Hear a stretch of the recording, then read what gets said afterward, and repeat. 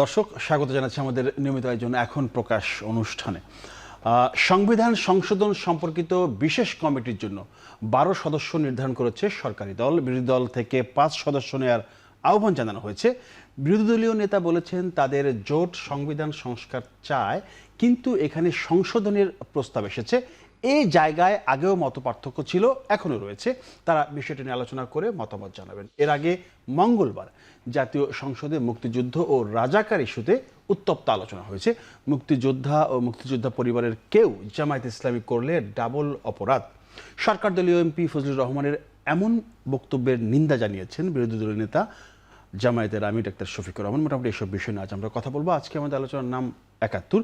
অতিথি হিসেবে আমাদের সাথে রয়েছেন আব্দুল নূর তুষার, গণমাধ্যম ব্যক্তিত্ব, আছেন আবু হেনা রাজ্জাকি, রাজনৈতিক বিশ্লেষক এবং সুপ্রিম কোর্টের সিনিয়র আইনজীবী।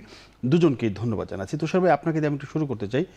সেটি হচ্ছে যে আমি তো বললাম যে মুক্তিযোদ্ধা এবং মুক্তিযোদ্ধা পরিবারের কেউ জামায়াত ইসলামী করলে ডাবল অপরাধ। এটা গতকালকে সংসদে সরকার দলীয় এমপি ফজলুর রহমান বলেছেন। এটা পরিষ্কার, যেটা জামায়াতের আমির বা বিরোধী দলীয় নেতা ওনাকে উদ্দেশ্য করে বলেছেন, এবং এর বক্তব্যের পরে উনি নিন্দাও জানিয়েছেন। মানে অপরাধ কেন হবে, মানে এই জায়গাটা নিয়ে একটু কথোপকথন আছে অনেকের। এটা আবেগের বক্তব্য, এটা আবেগের বক্তব্য। যদিও যিনি বলেছেন তিনি একজন উকিল, সম্ভবত ওনার লয়ের ডিগ্রি আছে বলে আমি জানি, কিন্তু উনি তো আবেগ থেকে বলেছেন। প্রথমত, একই কাজ দুইবার অপরাধ হতে পারে না। অর্থাৎ কেউ যদি মুক্তিযুদ্ধ করে থাকেন বা মুক্তিযুদ্ধ করেছেন এমন পরিবারের সদস্য হয়ে থাকেন, তারা জামাতে যোগ দিলে ধরে নিলাম একটা অপরাধ। কিন্তু ডাবল অপরাধ বলে তো কিছু নাই। অপরাধ মানে অপরাধী, ডাবল অপরাধ মানে কি? এটা কোনো মানে ডাবল অপরাধ বলে আইনে কিছু নাই। যে আইনজীবী আছেন, আপনি একই অপরাধ দুইবার করলে দুইটা অপরাধ হবে আলাদা আলাদা, কিন্তু ডাবল অপরাধ হবে না। ধরেন আপনি 2টা খুন করেছেন, তো তাহলে 2টা অপরাধ করেছেন, কিন্তু ফাঁসি আপনার একবারই হবে আর কি, শাস্তি একটাই হবে, 2টা তো হবে না। দুইবার আপনাকে ফাঁসি দিতে পারবে না, দুইবার যাবজ্জীবন দেওয়া সম্ভব না। তো অতএব অপরাধ একাধিক হতে পারে, একই ধরনের অপরাধ 5টা আপনি করতে পারেন, কিন্তু শাস্তি তো একটাই হবে। এটা হচ্ছে একটা। দ্বিতীয়ত, মুক্তিযুদ্ধ কেউ যদি করে থাকেন, তিনি যদি আদর্শচ্যুত হন, হতে পারেন না। মানুষ আদর্শচ্যুত হয় না। তার আদর্শচ্যুত হয়ে তিনি যদি জামাত ইসলামে যোগ দেন, মুক্তিযুদ্ধের সময় যারা স্বাধীনতা যুদ্ধের বিরোধিতা করেছিল, তো এটা তার ব্যাপার, তার ব্যক্তিগত দায়।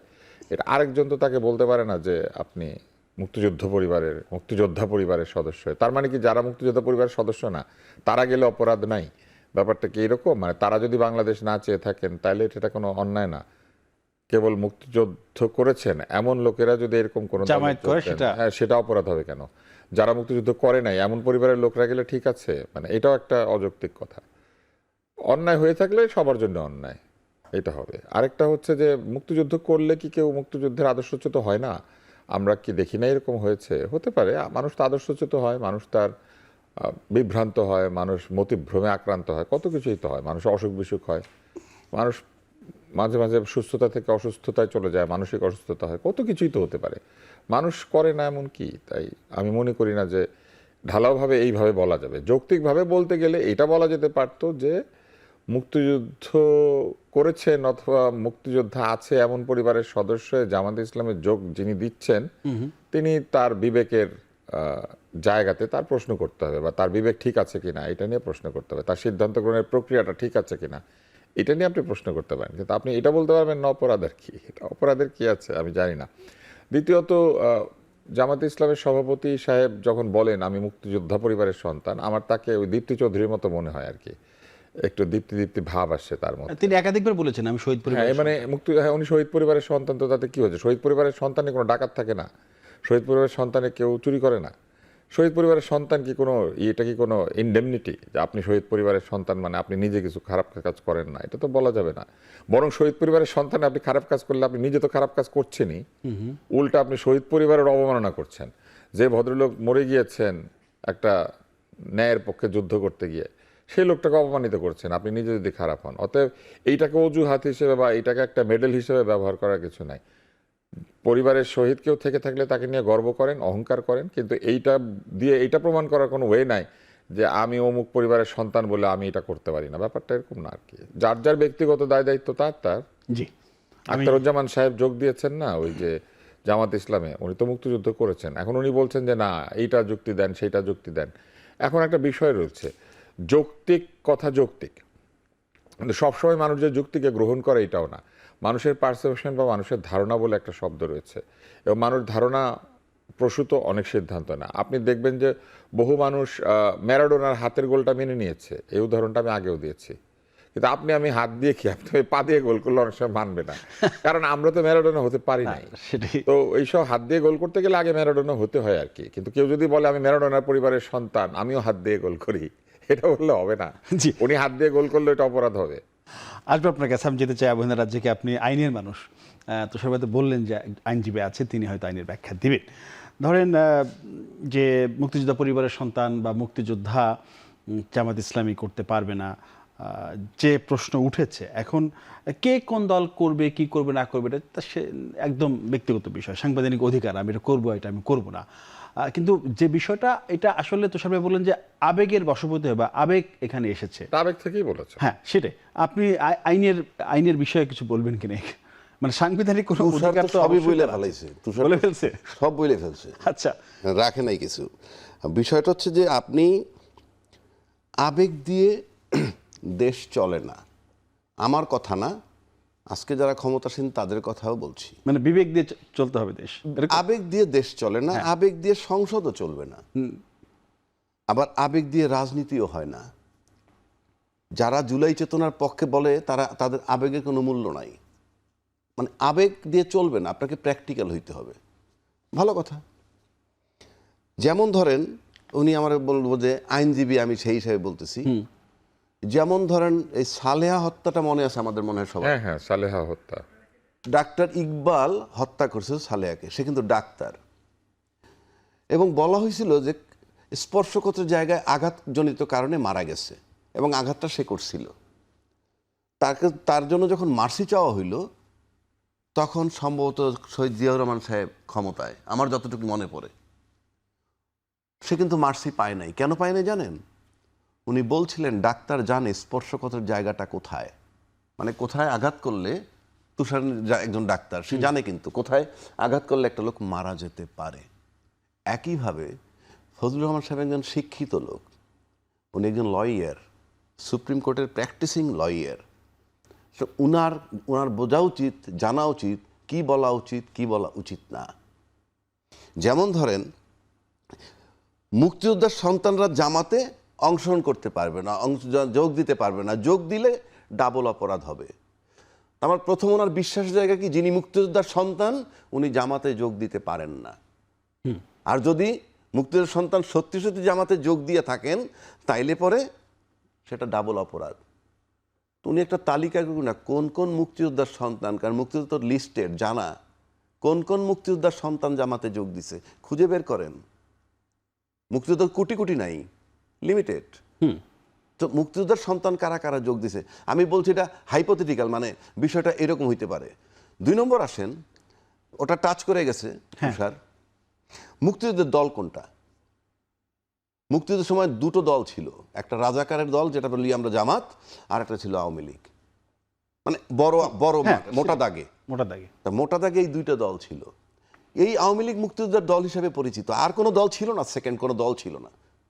তো সেই দলের থেকে লোক যখন চলে যায় অন্য দলে, এই ফজলুর রহমান সাহেব এই ছাত্রলীগের আওয়ামী লীগের লোক চলে গেছেন, এখানে হাবিবুর রহমান সাহেব উনি চলে গেছেন, মুক্তিযোদ্ধার দল ত্যাগ করেছেন তারা, এটা হরহামেশা এরকম ঘটেছে, আমি সেটাই বলছি। আবার মুক্তিযোদ্ধার দল ত্যাগ, যদি বিএনপি মুক্তিযোদ্ধার দল, সেখান থেকে কিন্তু ওই যে আওয়ামী লীগের সময় শেষ পর্যন্ত গিয়ে নৌকায় উঠলেন কে, ওই যে কি যে মেজর, সাম মেজর, আমি ভুলে গেলাম। বিএনপি মুক্তিযোদ্ধার দল কিভাবে? না না, আমি বলছি বিএনপিও তো মুক্তিযোদ্ধার দল, পরবর্তীকালে, জি। তা সেখান থেকেও তো ওই যে মেজর যোগ দিল গিয়ে নৌকায়, শেষ পর্যন্ত নামটা কি, আওয়ামী লীগের মেজর, আচ্ছা যাই হোক, আচ্ছা, সে পরে নৌকায় এমপিও হয়েছে ওখান থেকে গিয়ে। আবার ওখান থেকে চলে গেল মেজর জেনারেল ইব্রাহিম, সেও চলে গেছিলেন। আচ্ছা গেল। আবার বিএনপি থেকে রাজাকারের দলে চলে গেল মেজর আখতারুজ্জামান এবং কর্নেল অলি। এগুলো কি অপরাধ না? তাইলে এগুলো তো অপরাধ। 3 নম্বর আসেন, রাজাকার দলটা কিন্তু শেষ পর্যন্ত ফাইনালি বিরোধিতা করতে করতে করতে করতে ইভেন জামাতের মধ্যে যিনি, জামাতের আমিরও নাকি জাসাদ করতেন। হ্যাঁ, উনি জাসদ তাহলে আপনি আসেন, নেতা ছিলেন। তাহলে জাসদও কি রাজাকারের দলে যোগ দিছে? তার মানে কি মুক্তিযোদ্ধার দল কোনটা? ইনফ্যাক্ট মুক্তিযোদ্ধার দল বলতে কি, রাজাকারের তো একটা দল আছে আইডেন্টিফাইড, এবং সেই রাজাকারের দলটা ফাইনালি 68টা সিট পাইছে, মহিলা আসন আরো 8টা পাই, 76টা দল হইছে। তো মুক্তিযোদ্ধা একটা দল করে একটা নির্বাচন কইরা একটু নির্বাচনটা করুক, আমরা দেখি। মানে এই যে মুক্তিযোদ্ধা ডিভিশন, আপনি কি কল্পনা করতে পারেন আজকে 55 বছর পর এসে আমরা এখানে 71 সাল, 52 সাল, 47 সাল, 24 সাল, 90 সাল এই নিয়ে আলাপ, রাষ্ট্রের কি হচ্ছে রে ভাই? এই রাষ্ট্রের কি হচ্ছে? শুধু এখানে না, এই নিয়ে সারা দেশে এইসব নিয়ে আলোচনা হচ্ছে। মানে এই বিষয়ে এটি তো একটা মীমাংসিত বিষয় 71 সালে, সেই মীমাংসিত বিষয় কেন এরকম বিতর্কিত হচ্ছে? বিকজ অল ফুলস আর দেয়ার, যে দে আর স্পেন্ডিং টাইম। আমার কাছে মনে হয় যে অন্য কিছু আড়াল করে রাখা। আপনি বলেন তো আমার বিদেশ নীতি কি? আপনি বলেন তো আমার প্রতিটা সরকার এসে তো পরিষ্কার বলে আমার বিদেশ নীতি এই, আমার অর্থনীতি এই, আমার গার্মেন্টস সেক্টরের জন্য আমি লোক পাঠাইছি আমার গার্মেন্টস যাতে বাইরে বেশি যায়, আমার ম্যান পাওয়ার এক্সপোর্ট করবো যাতে বেশি যায়, আমার বিদ্যুতের মূল্য, আমার তেলের মূল্য, আমার খাদ্যদ্রব্যের মূল্য। এই যে আমরা লোকের কথা বলি, যে ওই একটা কথা বলছে তুষার, যে জামাতের ঘর মানে কি ডাকাতের হতে পারে না? হতে পারে, ভালো লোকের ঘরেও ডাকাত। এই যে সাগররুনি হত্যা হইলো ফর এক্সাম্পল, সাগররুনিতে কোনো হয় মুক্তিযোদ্ধার সন্তান কিংবা রাজাকারের সন্তান, হট এভার ইট ইজ, সে তো আমাদের সন্তান, সে তো খুন হলো। আর তাকে যে খুন করলো এরা কারা? এরা কোনটা মুক্তিযোদ্ধা কোনটা রাজাকার? কথার কথা বলছি। এই ডিভিশনটা আমার কাছে মনে হয় আমাদের মতো বোকা।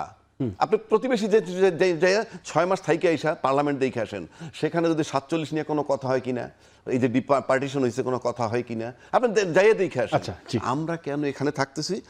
আমাদের অপর মানে ইয়েটা কোথায়? এখন আসেন, উনি যেহেতু মুক্তিযোদ্ধার পক্ষে থাকেন, আই সাপোর্ট হিম, সে যা বলছেন সব ধরে নিলাম। মুক্তিযুদ্ধের প্রতি এত সম্মান ওনার, মুক্তিযুদ্ধের মহানায়ক যিনি বঙ্গবন্ধু, উনি তো ওনাদের নেতা ছিলেন। এই সংবিধানের 4-এর ক মোতাবেক আজকে পর্যন্ত যেহেতু সংশোধন হয় নাই, বঙ্গবন্ধুর ছবি সর্বত্র ঝোলার কথা। হ্যাঁ, গণভবন, বঙ্গভবন সর্বত্র, সেটা যে ঝুলতেছে না, উনি কি কোনো কথা বলছেন? কেন বলেন না? উনি মুক্তিযুদ্ধের জন্য এত জান দেন। আমি তোকে প্রশ্ন আজকে তাকে এটা থ্রো করে দিলাম, আপনি কালকে পার্লামেন্ট উত্থাপন করবেন কেন আপনি মহানায়ককে সম্মান করেন না, আপনি কার ছেলে গিয়ে জামাতে যোগ দিতেছে সেটাই আপনি বড় আলাপ করেন। এই সংবিধানের 6ষ্ঠ তফসিলে আছে যুদ্ধের স্বাধীনতার ঘোষক বঙ্গবন্ধু। বঙ্গবন্ধু ঘোষক না জিয়া ঘোষক, এটা আমার সাবজেক্ট নয় এই মুহূর্তে, কিন্তু এই মুহূর্তে আমার কাছে এই বইটা। আপনি যখন বই নিয়ে এত কথা বলেন, সংবিধানের প্রতি এত সম্মান, তাহলে আপনি কেন প্রশ্নটা রেজ করতেছেন না যে আপনাদের চোখের সামনে এই গত অধিবেশনের সময় যখন রাষ্ট্রপতি হিসেবে ভাষণ দিয়ে বলল স্বাধীনতার ঘোষক জিয়াউর রহমান, ফাইন, জিয়াউর রহমান হতে পারে, বঙ্গবন্ধু হতে পারে, কিন্তু বইটায় লেখা আছে কি? আপনি কি প্রতিবাদ করছেন মিস্টার ফজলুর রহমান? তা আপনি সস্তা কথা বলেন কেন? It is not a place of emotion, rather place of argument. আমি আপনাকে এই দুইটা সংবিধানের কথা বললাম, যদি আপনি পারেন জাস্ট এটা রেস করেন পার্লামেন্টে, আমি দেখতে চাই। আপনি বলছেন বাঘের মানে জঙ্গলে কি মানে জঙ্গলে রয়্যাল বেঙ্গল টাইগারও থাকে, আপনি যে টাইগারের মতো হুমকি দিতেছেন, I salute you, but you raise this question. কালকেও পার্লামেন্ট আছে, আপনি এটা উত্থাপন করে দেখান অ্যাটলিস্ট। জি, আলোচনা আরো করতে চাই তো সব একটা বিরতি নিয়ে আসে, একটা বিরতি নিচ্ছি, ফিরছি শিগগিরই, সাথেই থাকুন।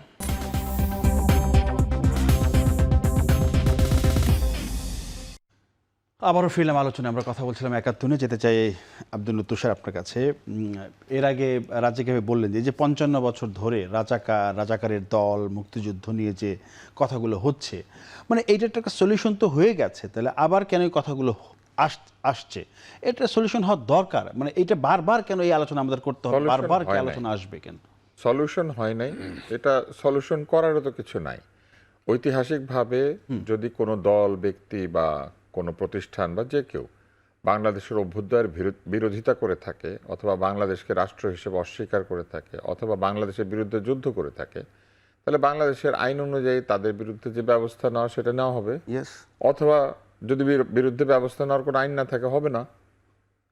এইখানে সলিউশনের তো কিছু নাই। ধরেন সলিউশনটা কি? আমি আপনাকে মারলাম, অনেক আহত করলাম আর কি, করে আমি বললাম আই এম সরি, কিন্তু আপনি আমাকে ক্ষমা করছেন না। আপনি বলছেন না, এটা বিচার হইতে হবে। আমি বললাম আমি তো ক্ষমা চেয়েছি। তাহলে কি সলিউশন কি? আমি ক্ষমা চেয়েছি সেটা সলিউশন, না আপনি বিচার চাইলে বিচার পাবেন? যে বিচার চেয়েছে তার হ্যাঁ, বিচার তো তাহলে এইখানে সলিউশনটা কি? আসলে সলিউশনটা তো খুব সোজা। আমি আপনার কাছে অনেক ক্ষমা চাইতে পারি, কিন্তু আপনি যদি আমাকে ক্ষমা না করেন এটা ক্ষমা হবে না। ঠিক একইভাবে জামাত ইসলাম যদি একটা প্রতিষ্ঠান হয়ে থাকে এবং মুক্তিযুদ্ধের সময় তারা যে বিরোধিতা করে থাকে, তাহলে তারা ক্ষমা চাইতে পারে, কিন্তু জাতি যদি তাদেরকে ক্ষমা না করে ক্ষমা পাবে না, আর জাতি যদি তাদেরকে ক্ষমা করে দেয় ক্ষমা পাবে। এখন কিভাবে জাতি ক্ষমা করবে তাদেরকে? এইটা আইনগত সিদ্ধান্ত নিতে হবে। কোনো সংসদে কিংবা রাজনৈতিক দলগুলি একত্রিত হয়ে তাদেরকে বলতে হবে যে আপনাদের ওই সময়ের ভূমিকার জন্য আপনারা যেহেতু অনেক তওবা করেছেন, আপনাদেরকে আমরা দিলাম ছেড়ে।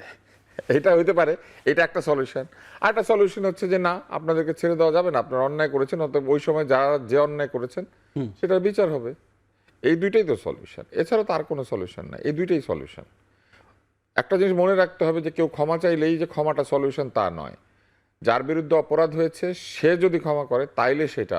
জামাত ইসলাম তো বলে যে বিভিন্ন সময় তারা ভুল স্বীকার কোথায়, করেছে, কোন জায়গায়, কি বলার চেষ্টা করে আর কি। না কাজটা কি করেছিল সেটা বলেছে? কোন অপরাধের জন্য, কোন অন্যায়ের জন্য ভুল স্বীকার করেছিল সেটা কি তারা বলেছে? সেটা তো তারা বলে না পরিষ্কারভাবে। তারা কি রোলের জন্য তারা বলেছে?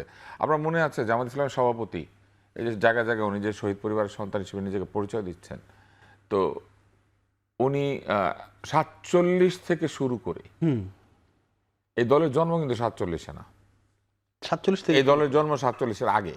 তাহলে ওনারা কি বলতে চান? 47-এর আগে তাদের কোনো ভুল নাই, আর 47 বেছে নিলেন কেন তারা? তাদের বলতে হবে আমাদের দলের জন্ম থেকে যদি কোনো ভুল করে থাকে এটা একটা। সেক্ষেত্রে তারা আবার শুধু বাংলাদেশের জনগণের কাছে তো চাইতে পারবেন না এই ক্ষমাটা।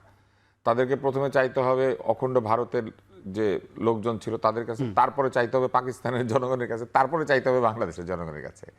এখন এই যে যেভাবে ওনারা ক্ষমা চাইলেন, সেইভাবে ক্ষমা চাওয়া কি আপনার কাছে মনে হয় যে এটা পারসেপশন ওয়াইজ, মানে না। ধারণা অনুযায়ী এইভাবে বললে হবে 47 সাল থেকে যদি আপনাদের মনে কোনো দুঃখ দিয়ে থাকে, আমরা যদি কিছু করে থাকি, যদি কিছু মানে কি? আপনি জানেন না আপনি কি করেছেন? স্পেসিফিক বলতে হবে 71 সালে এই আমরা ভূমিকার যা কারণে যা করেছি সেটা বলতে হবে। জি। আমি এইটা করেছি এবং এটার জন্য আমি সরি, এটা বলতে হবে না?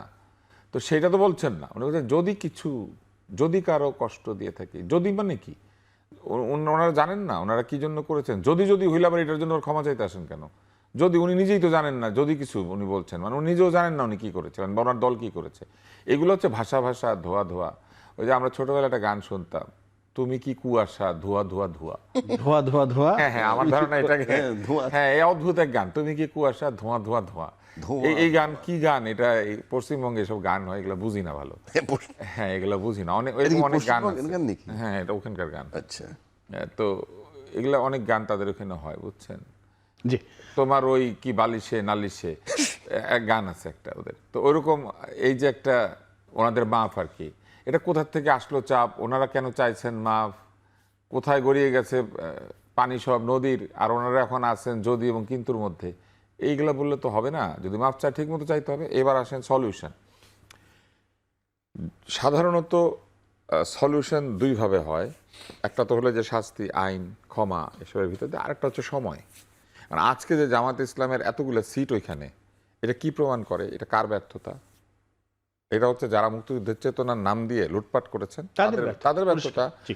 ওই যে শহীদ পরিবার, উনি বলেছেন না যে আমি শহীদ পরিবারের সন্তান, এভাবে বারবার পরিচয় দেয়। তো শহীদ পরিবারের সন্তান, তারপর উনি যদি একটা অন্যায় কাজ করে তাহলে যে অবস্থা হবে ঠিক সেই অবস্থা হয়েছে। ওইটা হওয়ার কারণে এখন এই 70টা 80টা সিট পেয়ে গিয়েছে। তো এই বাস্তবতাগুলি বিবেচনায় নিতে হবে। এই বাস্তবতা বিবেচনায় নিয়ে আমি মনে করি যে রাজনীতি কেমন জানেন? রাজনীতি হচ্ছে একটা বর্তমানের ঘটনা, এটা অতীতের ঘটনা না। যেমন আপনারা দেখবেন যে অতীত আশ্রয়ী একটা রাজনীতি আমাদের এখানে আছে। একজনকে খাটো করার জন্য 5 জনকে হাজির করা হয়। যেমন আমাদের স্বাধীনতা যুদ্ধে হোসেন শহীদ সোহরাওয়ার্দীর অবদান। হোসেন শহীদ সোহরাওয়ার্দী পাকিস্তানের প্রধানমন্ত্রী থাকা অবস্থায় মারা গিয়েছেন। শেরে বাংলা সোহরাওয়ার্দী, ভাসানী, বঙ্গবন্ধু শেখ মুজিবুর রহমান, জিয়াউর রহমান, এইভাবে। হ্যাঁ, বৈরুতের একটি হোটেলে উনি মৃত্যুবরণ করেছেন। উনি তো পাকিস্তানের প্রধানমন্ত্রী হয়েছিলেন। তো উনি কি পাকিস্তান মানে বাংলাদেশ স্বাধীন করতে চেয়েছিলেন? কোথাও ওনার কোনো বক্তব্যে কোথাও আছে উনি বাংলাদেশের স্বাধীনতা চেয়েছেন? সোহরাওয়ার্দী সাহেবের নাম কোনোভাবেই স্বাধীনতা যুদ্ধের সাথে আসতে পারে না। আসতে পারে উনি আওয়ামী লীগের সভাপতি ছিলেন, উনি বঙ্গবন্ধুর মেন্টর ছিলেন, এগুলো দিয়ে আসতে পারে। কিন্তু বাংলাদেশের স্বাধীনতা যুদ্ধে সোহরাওয়ার্দীর অবদান, এইটা বলতে গেলে একটু ঝামেলা হবে।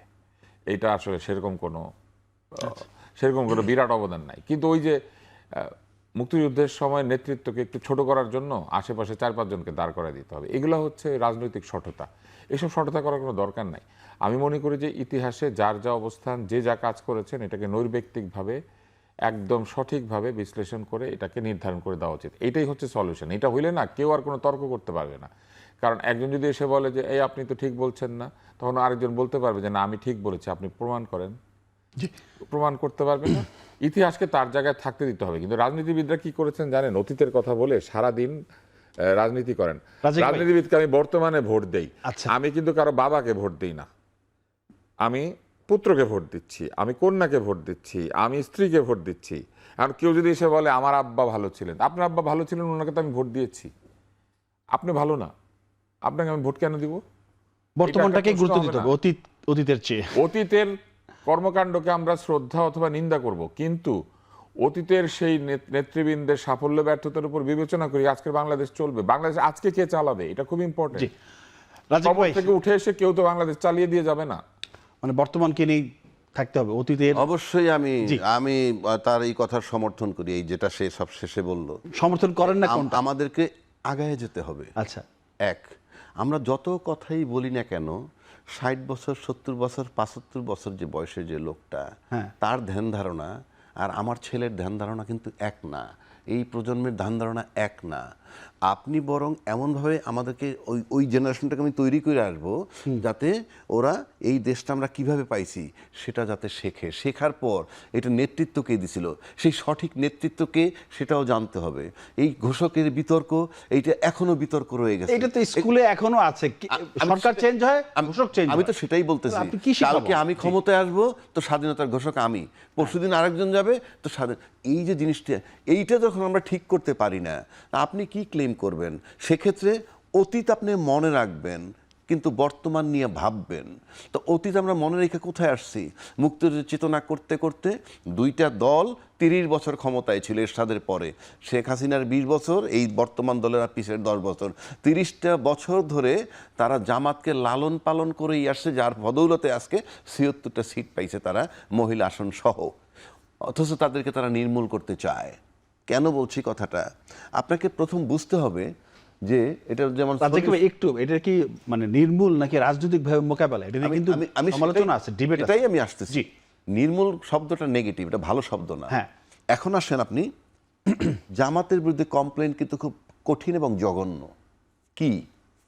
30 লক্ষ শহীদ হয়েছে, অর্থাৎ তারা ছিল স্বাধীনতার বিপক্ষে শক্তি, অর্থাৎ পাকিস্তান সরকারের। তো এই যে শহীদ হয়েছে, সোজা বাংলা আমরা বলি শহীদ হয়েছে, আর তার আগে তারা মাইরে ফেলাইছে। মাইরে ফেলাইছে তো আমাদের আমি সংখ্যা নিয়ে বল না, ইতিহাস বলে 30 লক্ষ। এটা 3 জন হোক গিয়া সেটা ভিন্ন কথা, মারা তো গেছে। এই যে মারা গেল, এই মারাটা গেল তাদের জন্যে, এটা হত্যা মামলা। আবার যদি 2 লক্ষ মা বোনের ইজ্জতের দিকে তাকান, তাহলে এটা কঠিন অপরাধ। দুইটার কিন্তু কোনোটাই ক্ষমা করা যায় না। কেন করা যায় না? আপনি ফৌজদারি আইনে বিধান আছে, কিছু কিছু মামলা আপোষ করতে পারে দুই পক্ষ কোর্টের বাইরে, কিছু কিছু মামলা আছে কোর্টের অনুমতি সাপেক্ষে আপোষ করতে পারে, আর কিছু কিছু আছে কোর্টের অনুমতি নিয়েও আপোষ করা যায় না। ফৌজদারি মামলা তো করা যাবে না, না না, মীমাংসা নাই। বলতেছি। হ্যাঁ। হ্যাঁ, তার ভিতরে এই মানুষ হত্যা বা গণহত্যা কিংবা এই যে মা বোনের ইজ্জত নেওয়া, এগুলো কম্প্রোমাইজ করা যায় না। এখন আমার প্রশ্ন হচ্ছে, জামাতের বিরুদ্ধে যে কমপ্লেনটা, এটাকে রিয়েল কমপ্লেন আপনাদের নাকি পলিটিক্যাল কমপ্লেন? এই জায়গাটা আসতে হবে। If it is a real complain, আপনারা পলিটিক্যাল কমপ্লেনের থেকে সরে আসবেন, রিয়েল কমপ্লেনে থাকবেন এবং বিচার করতে হবে। আর যদি বিচার করতে ব্যর্থ হন, আমি জামাতের ক্ষমা করতে রাজি না, বরং আপনি বিচার করতে ব্যর্থ হইলে আপনাদেরকে বলতে হবে আমরা ব্যর্থ বিচার করতে। তা নাহলে আপনার সমস্যাটা কোথায়? আপনারা লম্বা সময় 55 বছর শাসন করতেছেন, সব দল মিলে, 2 দল মিলে, এখানে তো জামাত ক্ষমতায় আসে নাই। কেন আপনারা বিচারটা করতে পারতেছেন না? কেন এই ঘানি আমাদের টানতে হবে? হয় আপনারা পরিষ্কার তাদের বিচার করবেন, বিচার করে এটারে ইয়ে নেবেন, আর নয়তো বলবেন আপনারা বিচার করতে ব্যর্থ। এই যে আপনারা খালি বলুন তাদের অপরাধের ক্ষমা নাই, আপনাদের ক্ষমা করতে বলছে কে? আমরা তো মানবতা বিরোধী অপরাধের বিচার করছি না? কয়টা? 6 জন না 8 জন ফাঁসি দিই, ফাইন, উই অ্যাপ্রিসিয়েট ইট। একই কায়দায় আমি আজকে আবারও বলছি, আপনারা যদি তাদের বিচার করতে না পারেন, আপনাদেরকে বলতে হবে আমরা বিচার করতে ব্যর্থ, এবং কেন ব্যর্থ সেটা আপনাকে বলতে হবে, এবং এটার কৈফিয়ত দিতে হবে জাতিকে। নয়তো আপনারা এইভাবে চিৎকার করবেন না, বিভাজন তৈরি করবেন না। এই যে খালি এটা আমি আবারও বলছি, এটা রিয়েল কমপ্লেন না পলিটিক্যাল কমপ্লেন, আপনাকে সেই একটা জায়গায় আসতে হবে। If it is real complain, there is no question of excuse, এবং আপনাদের সেই বিচার করে জাতিকে দেখাইতে হবে। না দেখাইতে পারলে আপনি বলতে হবে আমাদের ব্যর্থ। আর যে দল যারা ক্ষমতায় থেকে 2/3 মেজরিটি পাওয়ার পর, সেই আওয়ামী লীগ বলেন আর আজকের বিএনপি বলেন, এই অপরাধীদের বিচার করতে না পারলে they have no right to lead the country even. বিরতির পর সে বাকি আলোচনা করবো। দর্শক, 8টা বিরতি নিচ্ছি, ফিরছি শীঘ্রই, সাথেই থাকুন।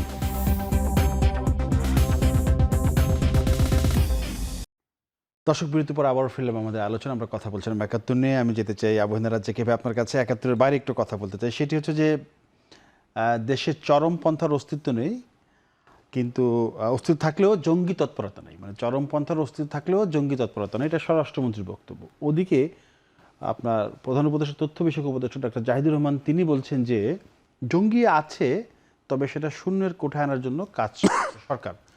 দুজন গুরুত্বপূর্ণ ব্যক্তি, দুজনের বক্তব্য পরস্পর বিরোধী। এমনকি আমার জবাব দিতে হবে এটার জন্য। শোনেন, আমার ব্যক্তিগতভাবে মনে হয় যে স্বরাষ্ট্রমন্ত্রী যিনি, ওনার কাছে এই সমস্ত ব্যাপারে ফার্স্ট হ্যান্ড রিপোর্ট থাকার কথা। এই কারণে যে ওনার কাছে আছে কি, ওনার আন্ডারে এনএসআই আছে, ওনার আন্ডারে সমস্ত ইন্টেলিজেন্স আছে, ডিবিএস, বিজিবির ইন্টেলিজেন্স বলতে যা বোঝায়, সব ইন্টেলিজেন্স তার কাছে আছে। এবং তার রিপোর্টটা আমার কাছে, ইনফরমেশনটা আমার কাছে গুরুত্বপূর্ণ। পাশাপাশি ডক্টর জাহিদ সাহেব যদি বলেন, উনি প্রধানমন্ত্রীর দপ্তরের লোক, সেই হিসেবে বলা মানে এটা প্রধানমন্ত্রীর অফিসের ইনফরমেশন। প্রধানমন্ত্রীর অফিসের ইনফরমেশনটাকে যদি আমি বেশি গুরুত্ব দেই, তাহলে মনে হয় যে এদের ভিতরে সমন্বয়হীনতার অভাব, অথবা দুই ধরনের রিপোর্ট তারা পাচ্ছে কিনা। মানে এটা কিন্তু একটু সাম এক্সটেন্ট একটা বিভ্রান্তি তৈরি হয়। পাশাপাশি জঙ্গি শব্দটা আমরা লাস্ট 10 ইয়ার্স খুব ভালোভাবে শুনছি, বিশেষ করে বিগত সরকারের সময়। জঙ্গি দমন, অমুক জায়গায় জঙ্গি, আমরা দেড় দিন ধরে অপারেশন চালায় র্যাব, দৌড়াদৌড়ি কুস্তি লড়তেছে, এরপরে মারা গেছে একটা বৃদ্ধ লোক, একটা মহিলা, একটা শিশু, এরকম খবর আমাদের কাছে আছে। এবং শেখ হাসিনা ক্ষমতায় থাকলে তো 2029 সাল পর্যন্তই জঙ্গি দমন চলতো। এখন সে নাই, মাঝখানে ইউনূস সরকার আসলো, জঙ্গির খবর আমরা পাই নাই। কেউ কেউ বলছেন ইউনূস সাহেব নিজেই জঙ্গি ছিলেন। ভালো কথা, উনি নিজে জঙ্গি ছিলেন। উনি যদি জঙ্গি থেকে থাকেন, তাহলে জঙ্গির কন্টিনিউশন ছিল। কিন্তু ইউনূস সাহেব জঙ্গিদেরকে লাই দিয়েছে, মানে লাই দেওয়া বলে বুঝেন, আশ্রয় প্রশ্রয় দিয়ে গেছে, তাহলে জঙ্গি ছিল। এখন এই জঙ্গি দমন করাটা খুব স্বাভাবিক, and it's a positive news for the country. জঙ্গি দমন, মাদক নির্মূল, এই সব নিউজগুলো কিন্তু ভালো, এবং এটা সবাই চায়। কিন্তু প্রশ্ন হচ্ছে যে নির্বাচনের আগে এই সরকারের মুখ থেকে আমরা শুনছি গণতান্ত্রিক সরকার ক্ষমতায় আসলে সব ঠিক হয়ে যাবে, কোনো জঙ্গিবাদ টঙ্গিবাদ কিছুই থাকবে না। এই সরকার ক্ষমতায় আসার পর 2 মাস পরে হঠাৎ করে, 2 মাস হয় নাই, যে গত 3-4 দিন আগের এই নিউজ, জঙ্গি আশঙ্কা, জঙ্গি তৎপরতা, বিভিন্ন জায়গায় রেড অ্যালার্ট দিচ্ছে এয়ারপোর্ট। নির্বাচিত সরকার ক্ষমতায় আসার পর হানিমুন পিরিয়ড চলছে, এখনই জঙ্গি তৎপরতা চলে আসলো। পাশাপাশি এইটা আবার দেখতেছি না, ইউনূস সাহেব যে 1.5 বছর তাতে যে আন্দোলনগুলো ছিল, নানান দাবি দেওয়া, 150 আন্দোলন, তার কোনো আন্দোলন নাই। অথচ আমরা যে অভাবগুলো ফেস করতেছি, তেল সংকট ফেস করলাম, লম্বা লাইন, তেলের সংকট নাই। তারপরে যেটা বলতেছিলাম, এখন পর্যন্ত অর্থনীতি পাই নাই, ফরেন পলিসি পাই নাই, এবং কোন দেশের সাথে আমাদের সম্পর্ক কেমন হওয়া উচিত সেই ইনফরমেশন আমাদের কাছে নাই। সেক্ষেত্রে এরকম মিসইনফরমেশন, অথবা মিসইনফরমেশন বলেন অথবা মিসআন্ডারস্ট্যান্ডিং বলেন, তাদের এই ইনফরমেশন মনে হয় যে দুইটা দপ্তরের মধ্যে মিসআন্ডারস্ট্যান্ডিং, আর এর ফলে আমরা পাচ্ছি মিসইনফরমেশন। কারণ কোনটা নিব আমরা, অ্যাকসেপ্ট করব কোনটা? এখন 2 নম্বরে আসেন, যে এই জঙ্গি যদি আপনার থেকে থাকে, জঙ্গির একটা সংজ্ঞা দিতে হবে। আপনি যদি বলেন জঙ্গিদের কাজ তো জঙ্গির মতো, আপনি ইউনূস সরকারের সময় কবর থেকে লাশ তুলে পুড়ে মেরে ফেললো, লাশ তুলে পুড়ে ফেললো, জঙ্গি তৎপরতা। দৈনিক পত্রিকা কি ডেইলি স্টার, না ডেইলি স্টার, প্রথম আলোতে হামলা করলো, আগুন দেওয়া, এটা কি আমি প্ল্যান তৎপরতা না জঙ্গি তৎপরতা? তাহলে জঙ্গির সংজ্ঞা কি? ওইগুলা জঙ্গির কাজ। ইনুস সরকার জঙ্গিরে মানে প্রশ্রয় দিয়ে গেছে, উনি বিচার করেন নাই, কিন্তু ওই অপরাধের বিচার করার তো তামাদি হয় নাই। এই সরকার এসে সেই জঙ্গির বিচার করছে, সেই জঙ্গিটার জন্য কোনো আসামি গ্রেপ্তার করছে? করে নাই তো, না। এখন পর্যন্ত করে নাই। আপনি কি খালি এইটুক বলেই খালাস যে উনি জঙ্গির আশ্রয় দিছে? আপনাকে কে বলেছে তামাদি হয় না ক্রিমে ফৌজদারি অপরাধের বিচারের কোনো তামাদি নাই? আপনি কেন ওইটার বিচার করতেছেন না, আসামি ধরতেছেন না? আবার যদি এই সরকারের সময় ধরি একজন ব্যক্তির পিটায় মেরে ফেলছে, বলা হয়েছিল নির্বাচিত সরকার সে জঙ্গি হবে না, পীর সাহেবে পিটায় মারলো, এটা কি জঙ্গি না কি? বিষয়টা কি? সেজন্য আমি বলছি পার্লামেন্ট আছে, সংসদ আছে, আপনারা যে সমস্ত উপমাগুলো দিচ্ছেন, জঙ্গিবাদের সংজ্ঞা দেন, গুপ্তের সংজ্ঞা দেন, সুপ্তের সংজ্ঞা দেন, রাজাকারের সংজ্ঞা দেন, ভারতপন্থীর সংজ্ঞা দেন, পাকিস্তানপন্থীর সংজ্ঞা দেন, আমেরিকাপন্থীর সংজ্ঞা দেন, চায়নাপন্থীর সংজ্ঞা দেন, তারপরে সেই অনুযায়ী বিচার করেন, এক। আর দুই, যদি এই জঙ্গি মব এই সমস্ত কথা বলে কাউরে ভিকটিম বানান, ট্যাগ লাগায় ভিকটিম বানান, তার চেয়ে এই ট্যাগেরও সংজ্ঞা দেন। কে কি করলে পরে কোন পন্থী হবে? সংবিধান আরে সংসদ জীবিত, সবকিছু আইনের আওতায় নিয়ে আসেন। তুষার ভাই, ওই রাজাকি ভাই অনেক কথা বলছে, গুপ্ত সুপ্ত, চায়না সম্পর্ক।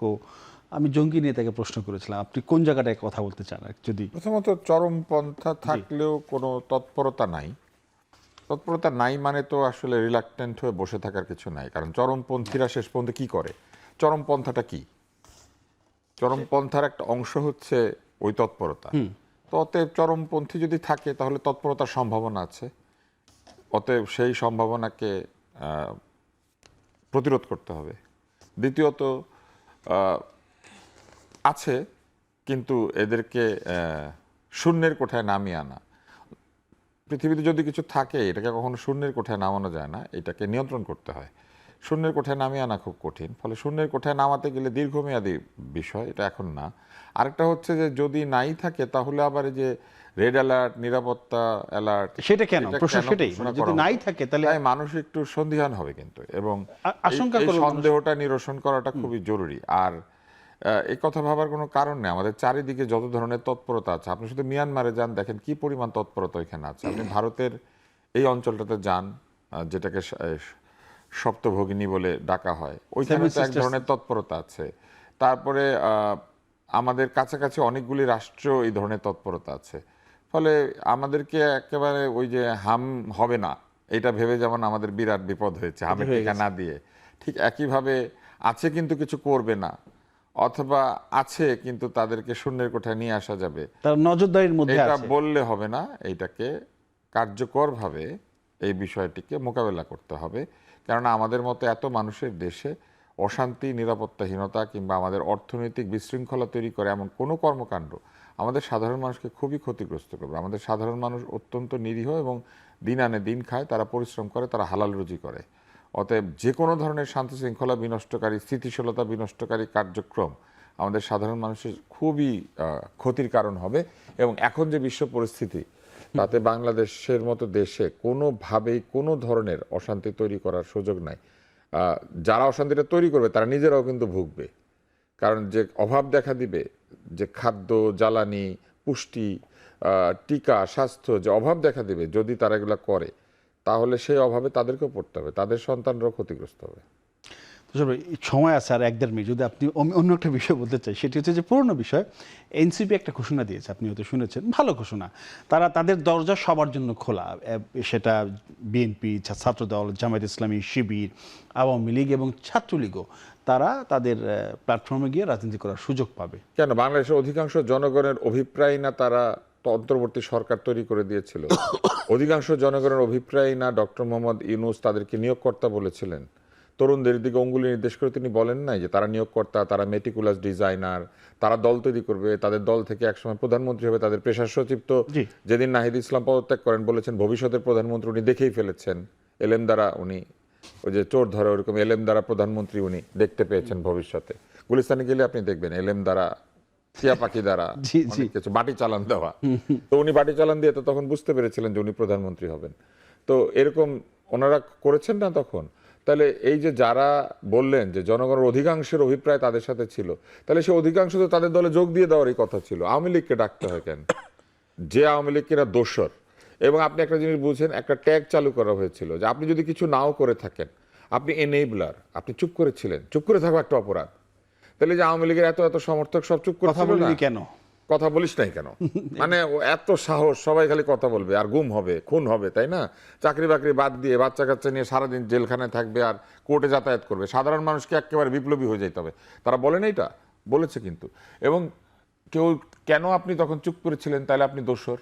তাহলে আওয়ামী লীগের যারা ছিল সবাই তো দোষর। জি, তাহলে এই দোসরদেরকে তারা এখন নিতে যাচ্ছেন কেন জানেন? কারণ তারা টের পেয়েছেন জনগণের অভিপ্রায় নাম দিয়ে বা তারাই যে জনগণের সমর্থিত দল এটা নাম দিয়ে তারা যে মিথ্যাচার করেছিলেন অথবা একটা ভুল ধারণার বশবর্তী হয়েছিলেন, এটা তো জনগণ জবাব দিয়ে দিয়েছে। জামাতের কোলে উঠার পরও মাত্র 6টা সিট, জামাতের কোল থেকে নামলে তো জি। জি, তুষার ভাই, আপনার অসংখ্য ধন্যবাদ এবং ধন্যবাদ জানাচ্ছি অভয়না রাজ্জাকে, দুজনকেই। দর্শক, আজ এ পর্যন্ত। আগামীতে নতুন কোনো বিষয় নিয়ে আমরা কথা বলবো। সে পর্যন্ত সবাই ভালো থাকবেন, নিরাপদে থাকবেন। সবাইকে ধন্যবাদ। শুভরাত্রি।